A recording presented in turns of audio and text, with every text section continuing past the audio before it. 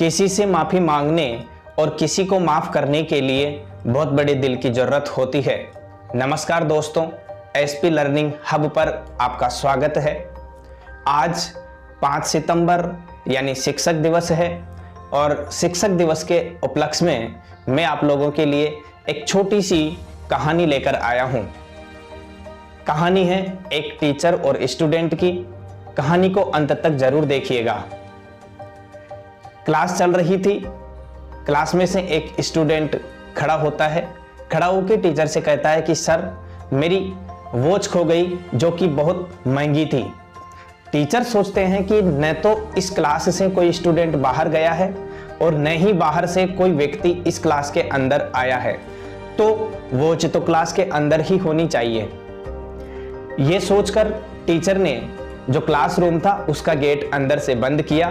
बंद करते ही जिस स्टूडेंट ने वो वॉच चुराई थी उसको घबराहट होने लगती है और वो सोचता है कि अब मेरी तो बहुत ज़्यादा बेइज्जती होने वाली है और अब मेरे पास सुसाइड के अलावा कोई रास्ता नहीं बचता है।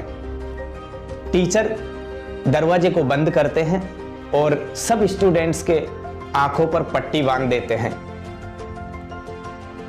और उस स्टूडेंट के पास जाते हैं जिसकी वॉच खोई थी। सब स्टूडेंट्स की जेब में वो चेक करते हैं।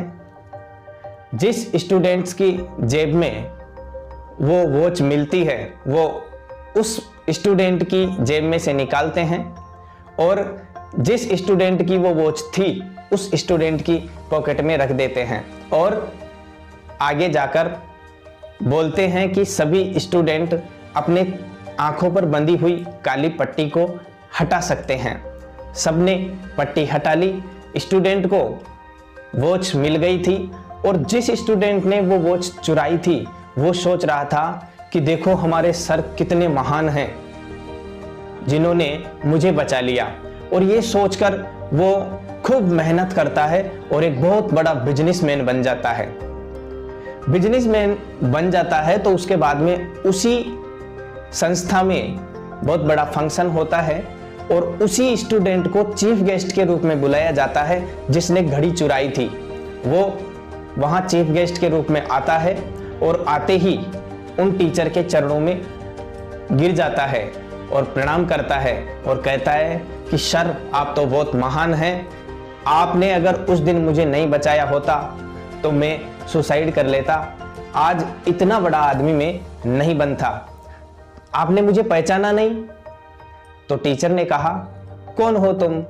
तो उस स्टूडेंट ने यानी बिजनेसमैन ने कहा कि सर, मैं वही स्टूडेंट हूं जिसने आपकी क्लास में से एक स्टूडेंट की घड़ी चुराई थी। आपने पहचाना नहीं मुझे? तो टीचर ने कहा, बेटा, आप सब स्टूडेंट्स के आंखों पर पट्टी बांधने के बाद में मैंने मेरी आंखों पर भी पट्टी बांध ली थी, क्योंकि मैं नहीं चाहता था कि मेरी नजरों में भी कोई स्टूडेंट गिरे। वो बिजनेसमैन फिर से उन टीचर के चरणों में गिर जाता है और कहता है, सर, आप तो महान हैं। आपकी महानता को हम नमन करते हैं। तो इस कहानी से हमें ये शिक्षा मिलती है कि किसी को माफ़ करना और किसी से माफ़ी मांगना, अगर इनकी ज़रूरत पड़े तो हमें ये करना चाहिए। कहानी कैसी लगी बताने के लिए कमेंट ज़रूर करिए और कहानी अच्छी लगी है तो वीडियो को लाइक करिए, अपने दोस्तों में शेयर करिए और चैनल को सब्सक्राइब करके बेल आइकन को जरूर दबाइए। एक बार फिर से आप सभी को शिक्षक दिवस की बहुत बहुत शुभकामनाएं।